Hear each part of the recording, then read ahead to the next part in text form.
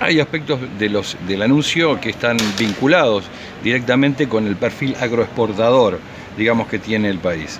Respecto de esto, el presidente habló de que se está buscando a futuro, en el Plan 2030, hacer una mayor exportación. Cuando usted escucha este tipo de manifestaciones en su condición de trabajador, y estoy hablando del interior profundo de la República Argentina, ¿no? Por caso Jujuy, ¿qué sensación le queda?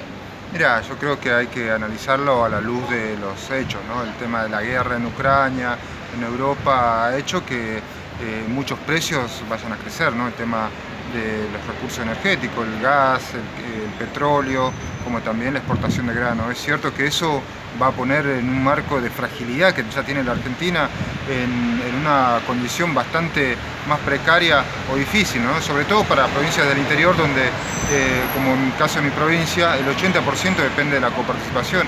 Ahora, vos imagínate, sumarle a eso que aumenten los combustibles, como ya se está discutiendo, va a ser muchísimo peor para los magros ingresos que tienen los sectores trabajadores. Sumado a eso, que los granos van a aumentar, aunque eso quizá favorezca a los agroexportadores, pero nunca hemos visto de que hayan bajado los precios, sino que al contrario, eso va a hacer que los alimentos suban mucho más, ¿no? Entonces eso va a crear un marco de mayor precariedad laboral, de mayor ajuste para los trabajadores, mayor inflación. Entonces eso yo creo que va a ser preocupante. Nosotros venimos denunciando, ¿no?, que este acuerdo va a ser mucho más penoso para el pueblo trabajador, por eso es que lo venimos rechazando, somos consecuentes y también nos vamos a movilizar rechazando el acuerdo. Respecto de la economía regional, y sabemos, bueno, que hay particularidades de cada provincia.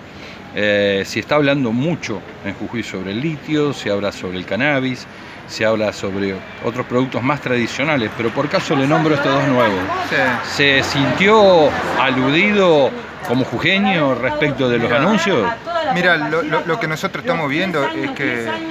Toda la bandera verde lesbianizando el poder. No, yo te dije en la UNS, te di una vela y te dije, ¿crees que... Bueno, no, nosotros hicimos un planteamiento, ¿no?, de que hoy los recursos como el litio están en manos de las grandes empresas multinacionales, ¿no? Sería un gran paso de que todos los recursos energéticos pasen a manos del Estado. Lamentablemente hoy está en manos de la Toyota, la Mitsubishi, hoy que están...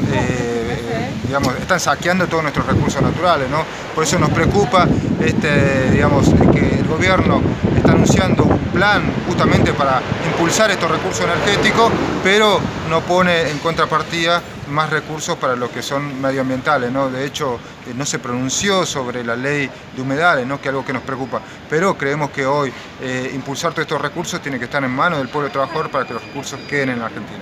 Respecto de la realidad de Jujuy, si tuviese que definirlo al gobernador Morales, ¿qué es lo que diría? No, el gobernador Morales ha comportado muchas veces, como lo dice, ¿no?, como un emperador, ¿no?, apoyado en la justicia de la provincia de Jujuy, la cual ha copado, ¿no?, con muchos de los que antes eran diputados o ministros, hoy son jueces del Tribunal Superior de Justicia, y que bueno, que ha servido eso para perseguir no solamente opositores, sino al derecho a protesta, ¿no? Por eso es que Jujuy hoy se mantiene, o lo puede pintar él como de las maravillas, pero en realidad se vive mucha precarización laboral, trabajo en negro, salarios a la baja, perdiendo siempre frente a la inflación, ¿no?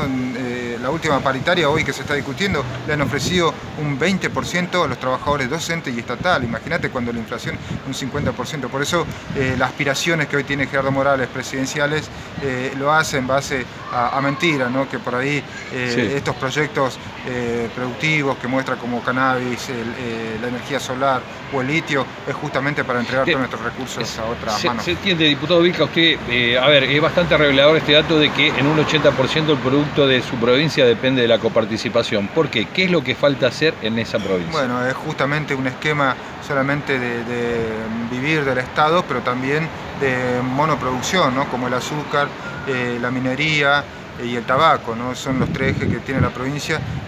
Después una provincia que fue muy rica, ¿no?, en otras partes de la industria, pero bueno, en la época menemista se destruyó todo eso y algunos esquemas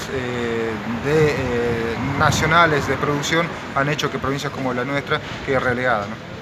¿Qué le está faltando hoy a su provincia? Industrialización. ¿Vale? Industrialización, a lo que por ahí en el gobierno de Macri se abandonó, ahora en el de Alberto Fernández también. Entonces es una provincia que realmente vive de rifar los pocos recursos naturales que tiene, como el caso del litio, ¿no? Que ahora es tan importante. ¿Encuentra, digamos, en la burguesía jujeña o en el empresariado jujeño la aptitud y la actitud de querer desarrollar a su provincia en un sentido donde también sea de alguna manera integrador, ¿no? de la comunidad toda? Respecto del ingreso y de los salarios, me refiero. Mira, se mantiene uno de los salarios más bajos, ¿no? La gran mayoría de los trabajadores jujeños ni siquiera alcanza lo que es los niveles de pobreza, ¿no? De hecho, hay empresas que se transforman como feudo, ¿no? El caso del ingenio Ledesma, que ha sextuplicado su ganancia en época de pandemia, ¿no? En medio de la crisis, y aún así ha precarizado todo el trabajo, y a todo aquel trabajador que sufre un accidente lo despide, ¿no? Por ahí cuando se habla de reforma laboral, lo que ha permitido muchas veces en el interior la época de pandemia es flexibilizar más los trabajos y sobre todo el salario, ¿no? También se habla de mucho control policial. Sí, es así, es uno de los factores muy importantes del gobierno de Gerardo Morales, no solamente con la justicia, sino también con la represión, ¿no? Es conocido que en la provincia de Jujuy pocos se pueden manifestar, hay una situación donde se prohíbe el derecho a protesta y se persiguen en muchos casos a dirigentes sociales y sindicales, ¿no?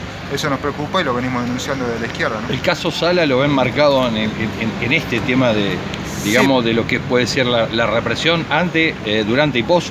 Sí, porque bueno, ha justificado el encarcelamiento de Milagro Sala en el marco de esto, ¿no? De una avanzada contra el derecho a protesta, más allá que tenemos profunda diferencia con Milagro Salas, ya que es del Frente de Todos, pero vemos cómo eso sirvió para perseguir a dirigentes sindicales y prohibir el derecho a protesta, algo importante para los trabajadores. ¿Lo que no es oficialismo son enemigos? O... Mira, sí. Ahí en Jujuy se da un caso particular, ¿no? Se ha roto la grieta y hay peronistas y radicales gobiernan, pero para una clase social, ¿no? Que son estas grandes empresas mineras, tabacaleras y los ingenios, ¿no? Entonces eso ha hecho que la izquierda surja como una tercera alternativa. Muchas gracias, diputado Ilka. Muchas gracias.